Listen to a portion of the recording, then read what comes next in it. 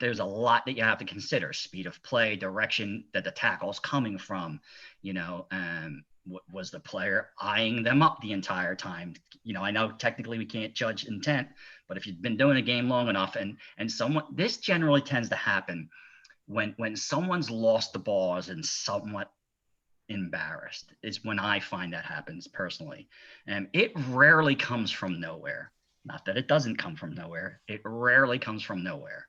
So a lot of times what happens is that if a player misplays a ball straight in front of them, what they do is they then lunge to try and get to a ball they have no business trying to tackle. And that's generally when you see studs up tackles. Now, remember, sliding has nothing to do with studs up. You are permitted to slide, right? It's when you start raising your foot off the ground and stuff like that.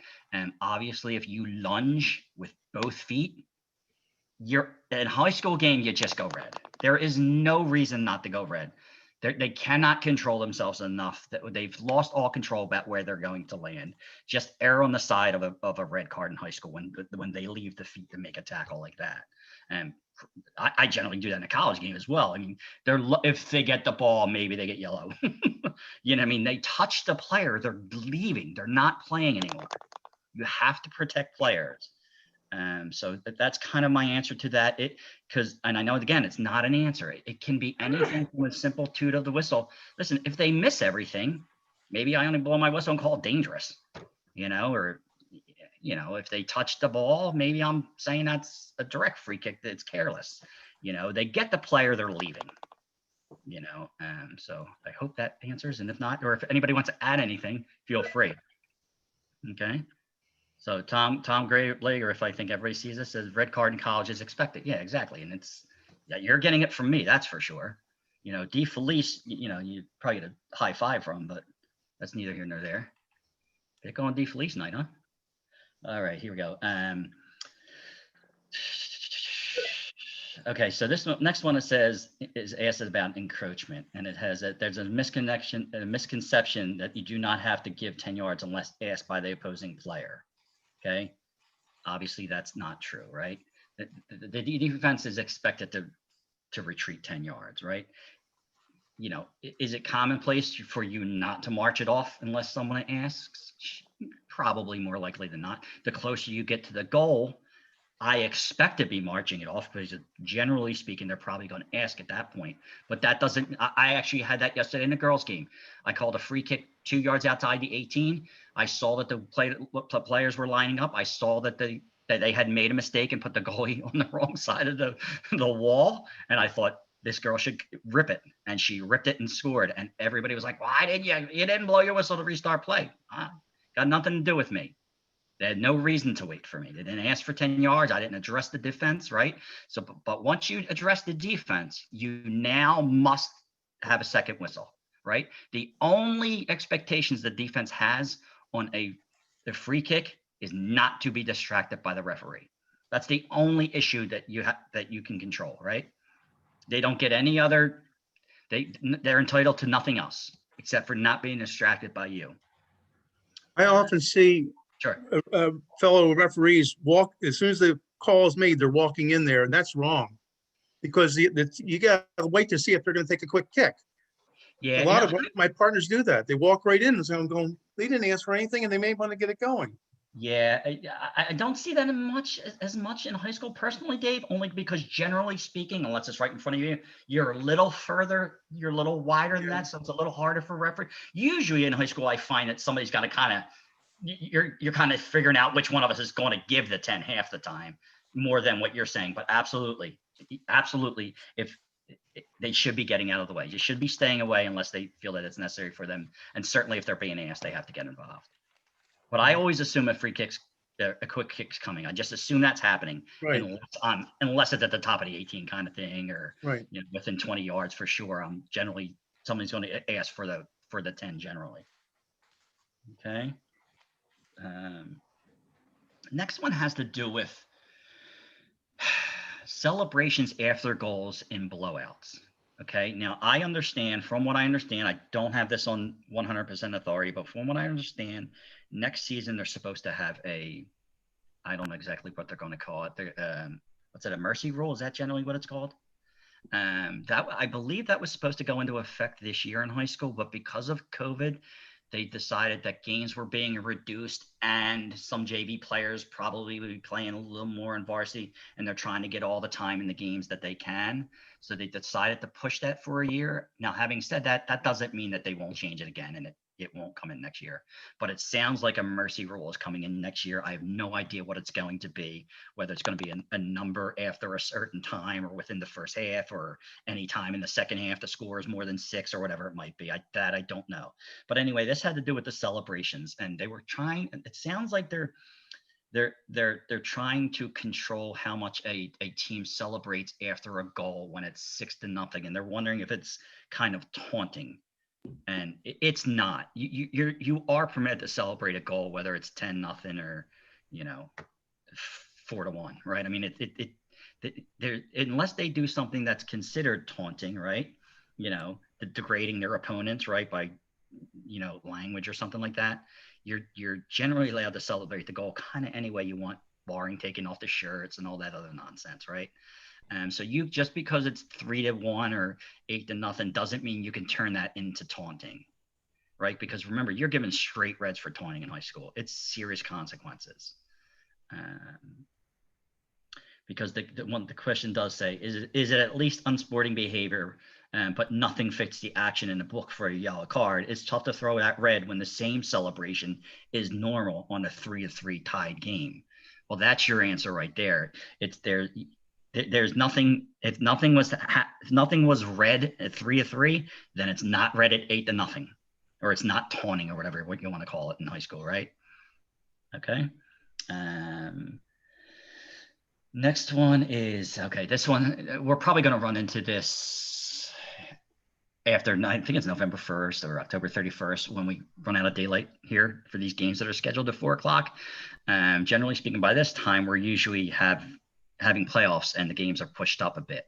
But I know on a schedule, and I think I already might have one. I might be making this up. Maybe John didn't push the schedule, but I thought there's games already scheduled after that at 4 o'clock. There's going to be issues with that, obviously, when daylight is when the sun goes down at 4:48. So in high school, the question kind of was, are you allowed to play shorter halves? And the answer to that is yes, right? You just want to talk to coaches before the game, to take it into consideration, whatever they say they want to do, 30s, whatever it might be. But yes, you are allowed to shorten the halves. I reached out to the state to find it out for sure. And when it comes to overtime, and I'm going to send out a memo or an email about this because I know that not everybody's here and this is information everybody needs to have. But when it comes to overtime, generally speaking, if they don't play overtime, the game's forfeited. But that's not the case if it has to do with weather, which is what, having no light would be considered. Okay. So if for whatever reason we run out of daylight and the game's tied at the end, we kind of say, hey, it's the referee's discretion not to play that overtime because of safety issues, obviously. So that game would end in a tie. Okay, but that's something we'll be addressing. We're gonna have to reach out to the schools and figure something out because as of now, I know some of those games are just they're not gonna have enough time to play much more than 45 minutes. So I'm sure that'll be fixed, whether the schools have to adjust the times or whatever it might be. John, yeah, I'm sorry. A lot of the districts are trying. Well, right now it's a busing issue in a lot of districts. Right. Yes. And they're trying to adjust it. I think they have all started to make discussions about moving games back. That said, if they start at 4 o'clock, we play till it gets too dark. Till it's dark. Yeah, exactly. Yep. We just need to show up on time. Yeah, there you go. You got to get these games started, and if you can get them started 10 minutes sooner, then that's what we do. But yeah, but you just look out. I'm going to send an email, and just so everybody can kind of see it. Put a memo on Zero Web or whatever it's called nowadays we're using. All right, so that's all the questions that were submitted. One of them actually was, a review of handballs, and I think that this person might have just a little bit of confusion that high school has not adopted the USSF handball rules and the college handball rules. There are no accidental handballs that get blown as free kicks in high school. That's a USSF thing and a college thing now, I believe. Another question had to do with holding and pushing. And it just says it might be a good one to review. We are not consistent. Not consistent, excuse me. Hands on the back is okay unless the player pushes the player off the ball, right? That's correct.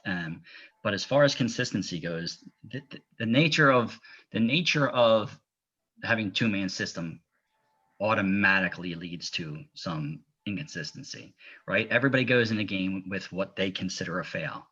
My fail tolerance is probably a little higher than most, but not as high as everyone's, and vice versa. So sometimes you have to make adjustments with your partner. Now, obviously, this is something that you can talk about before the game, but even then, it's a little difficult unless you're going to start demonstrating things.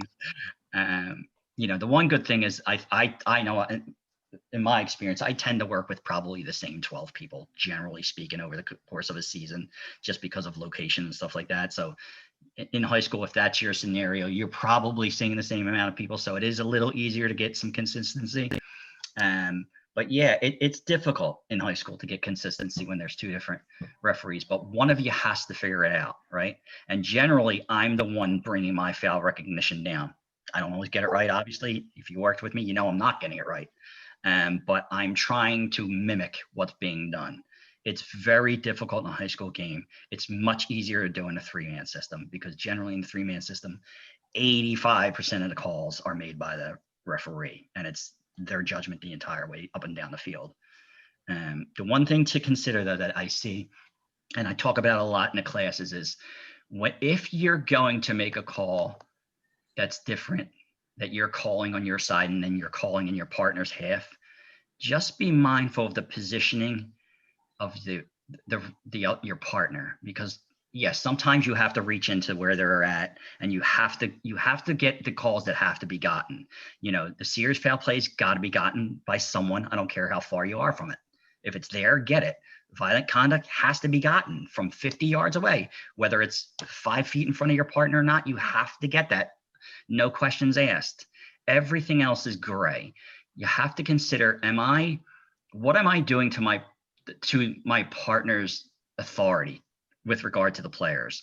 Am I raising it or am I lowering it? And generally speaking, if I'm calling fouls that are within 10 feet of my partner, the players are going to start getting frustrated and think, why isn't that referee helping? Right? Or what happens to me, it tends to be a lot, is I might lean in, make a call, and then I hear from the coaches the next time I don't do it. And it's like, oh, you helped with that last one. Why don't you help with this one, right? I'm sure we're all getting that. I know I get that a lot. I get a lot of, John, help him, or help this one, or, because I've helped the last time. And by help, I mean getting it wrong. I'm not getting it right. I get it. But it's, the more you do that, the more you tend to get asked to lean in again. So you have to be mindful, because you don't want to take your referee's confidence away and the confidence of the players in your partner. Right? Because that can happen quickly. And then all of a sudden the players don't believe your partner. So that's one thing that's in high school that's unique. It doesn't happen in USSF, and it doesn't happen at the college game, because generally speaking, the fouls are called by the same player, same person 85% of the time.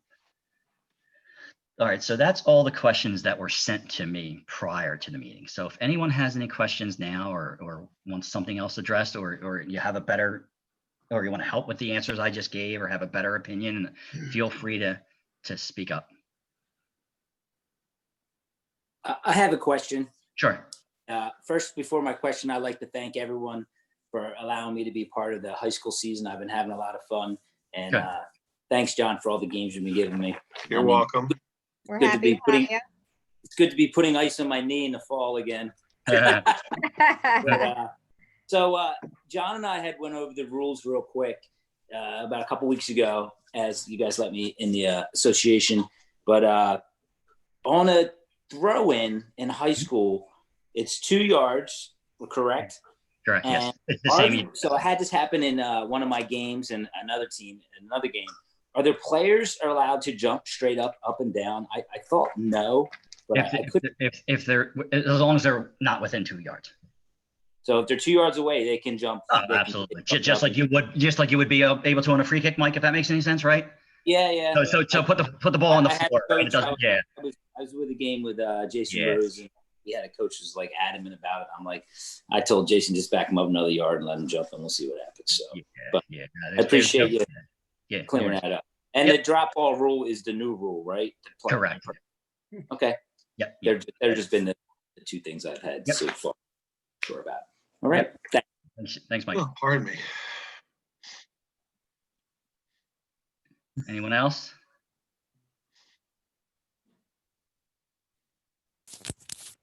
I got caught on camera by John. I can't remember, John Lewis, with two captains in the thing. So that was a nice friendly reminder to myself to only do one captain. When I saw that, I was like, oh God, somebody's got this one, I'm sure. Something to remember. Yeah, it's just, we're just trying to limit, right? I generally, as soon as I'm done, I release the coaches, and then I'll even do the coin toss with just the captains there. You know what I mean? The coaches don't need to see the coin toss. They should be busy with their teams.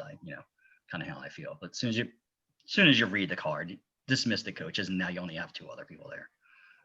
I usually, if my partner's dealing with the coin toss or the reading of the card, I usually even step 6 feet away. There's no sense me even being there either, right? So that's kind of how I handle that. The next time we do this, I would like to get some videos. Michelle and I talked about doing some videos, but I corrupted my laptop. Now I have my wife. I'm scared to death to download anything, because as soon as I say as soon as I tell her I got someone I downloaded it, I'm going to be in trouble for what she thinks I downloaded. But some video, I think some videos would help with this. You know what I mean? We can go over some sliding tackles and stuff like that are studs up, and, slow them down and speed them up and take a look at some things. I also have a couple ideas too, and we might not get to this till next season, because I think this would work better in person and if anybody has any ideas or thinks it's a bad idea, let me know, because in these times, I'm almost afraid to say what I'm about to say. Michelle's just swallowed real hard. I would like to kind of go over the difference between the men's and women's game a little bit, right? I know we're not allowed to say there are differences anymore in people, but there are differences. There are definitely differences. When it comes to soccer, I think there's definitely a difference, and I think that a majority of the referees are male referees, and I'm not sure. I know I don't get it right, particularly in a girls' game. Because I'm not a girl, and I don't understand them exactly. So I think it would be good. I don't know what pisses us off. Like, I don't always know what pisses the guys off. I don't anticipate that as well. Absolutely. So other than not taking out the trash, I don't know what pisses a woman off. So that's something I think I would like to save for next season. But if anybody has any topics that they want to come up with, because again, I don't want to bore everybody, and also I don't want to show the same stuff that we just saw, in a USSF clinic or something like that, But I think that not everybody does USSF and high school, and so they're not seeing some of the stuff that the USSF offers. And now SJSOA, which is the Collegiate Association, has great videos on YouTube about rules and stuff like that. But for right now, I don't want you going looking too much into that, only because there are some differences in the rules. So I would like to pick and choose which ones we look at. But so those are just a couple of the ideas. And even if we have to do it, even if we decide to do it like this, to where we're doing a Zoom town hall, and going over certain things, and if somebody just did the same thing in a USSF class, well, then I won't bore them for a half an hour at Eastern, and they can just jump on a call here. So I think this actually, it could be a valuable lesson to all of us, Hey, John, this is Jason Rose. I'd love to help you out with some of that. Okay. I actually just learned, because I had Haddon Township against Haddonfield boys tonight, that their Haddon Township is live streaming all of their games. Correct. So their games are on, like, I just looked back at a possible no goal situation that Anthony and I got right, but it's all up right there on YouTube. So happy to help you splice stuff together for that if you need. Awesome, fantastic. Because I am not the best. We would love that. I gotta be honest. Can it be on your computer, Jason? Yeah, I have good software for it, so it'd be great. Perfect. Awesome. Thank you. Hey John, what's the difference between what's different about a female game? Say it again. What's different in your mind between a male and a female game? Personally, a lot. Other than the fact that I don't, here's my biggest issue with a female game. We'll get into this another time, but talking to the players is completely different between talking to men and women on the soccer field. Personally, Right, yeah. I do great. I feel like managing a boys' game, generally speaking, with my voice. The girls, they don't even respond to me. You know, and some of you guys are much uglier, so I can't imagine if they're not talking to me, they're not talking to you, that's for sure. Well, if you got those glasses on, they're definitely worth it. Yeah, I know. You turn 40 and you're like, oh my goodness. Now, Karina, I turned 48 years ago, but we're not going to I think one of the biggest differences with the male and the female game is the ferocity of like a tackle, like a tackle. Absolutely. Like, it doesn't seem like, it doesn't look like much in a girl's game where guys might, right. And, but when a girl gets up and she's pissed and, she got hit, she's going to go clobber that girl. You better. Yeah. But the problem with that is it could be 40 minutes later. Whereas in a guy, it's the next tackle, right? Mm-hmm. Generally speaking, a guy gets whacked. The next time that opponent gets him, that opponent gets whacked. The girls are like wives. If they have to get it the next game, they'll get it the next game, which makes it completely different, at least for me. You hired this guy, Michelle. Yeah. I'll probably just talk myself out of doing one of these presentations. It's different. There's a lot of differences between doing the men's and women's game. And you're scaring me. You're going up and down. Put your hands up. Sorry. Thank you.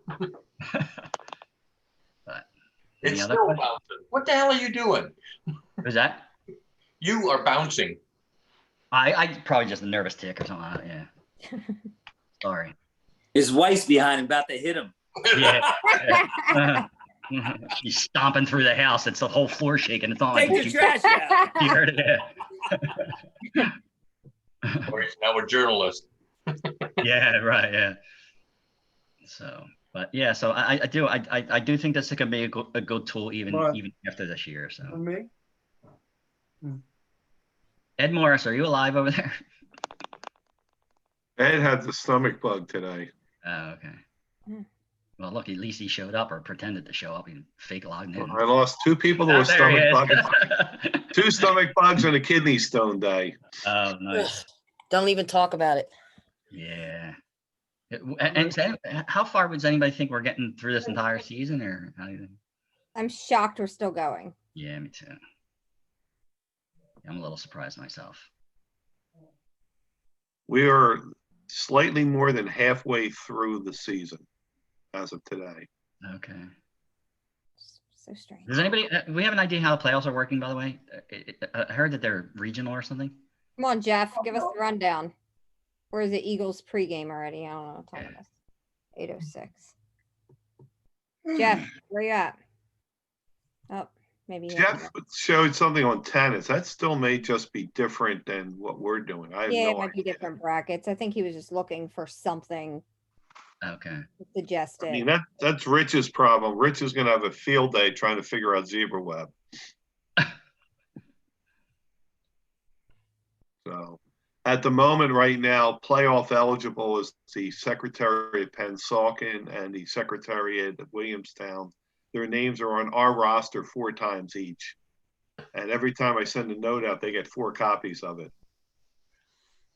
We can't get them off our roster. Ugh. So, and apparently Cherry Hill is looking at going back to arbiter pay as opposed to zebra pay. Good luck with that. I have a question for you, John. What? Which John? That you. I want your opinion on this. When you click on a game and scroll down, your name, their name, at the very bottom says cut and paste to emails at the very bottom.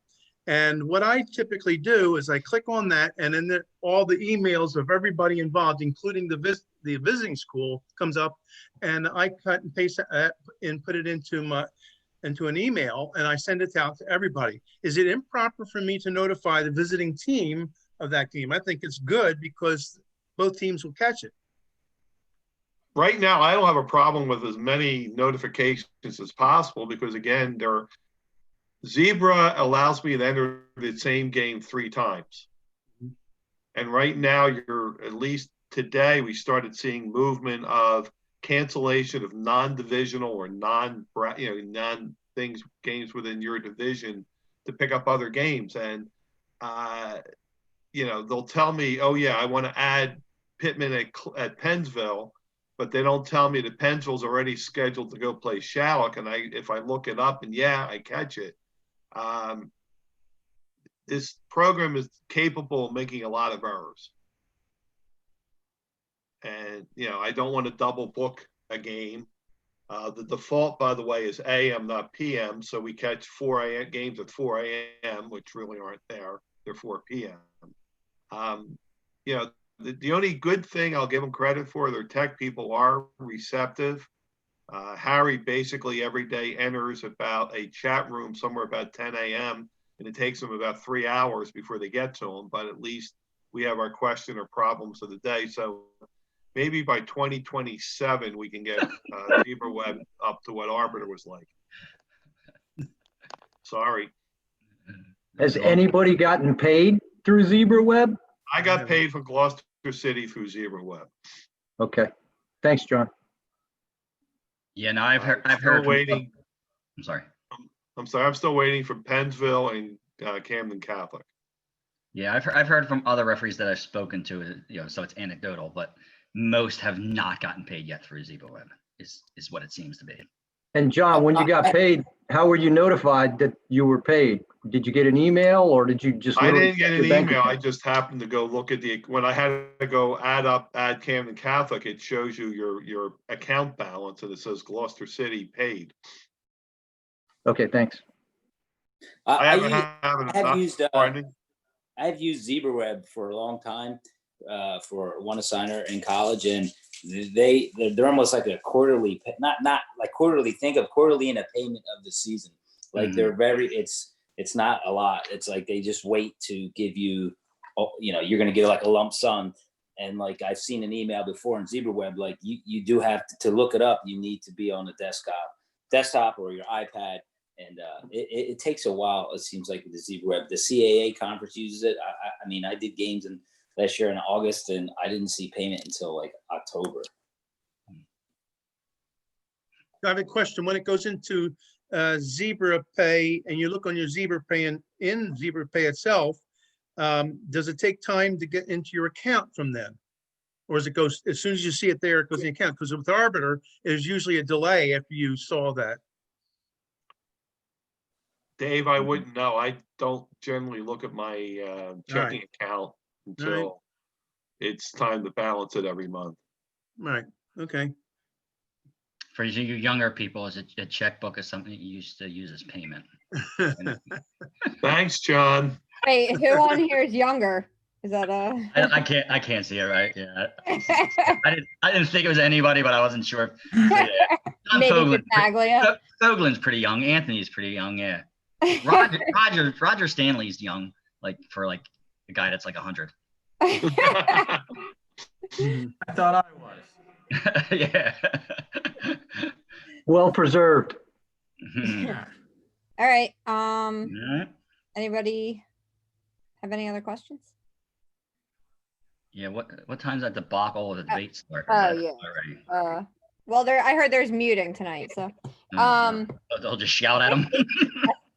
I think, I hope they get into a fist fight. I'm not kidding. Hope it turns into like a Malaysian Senate, and they just fist fight. All right. Anyhow, I appreciate everybody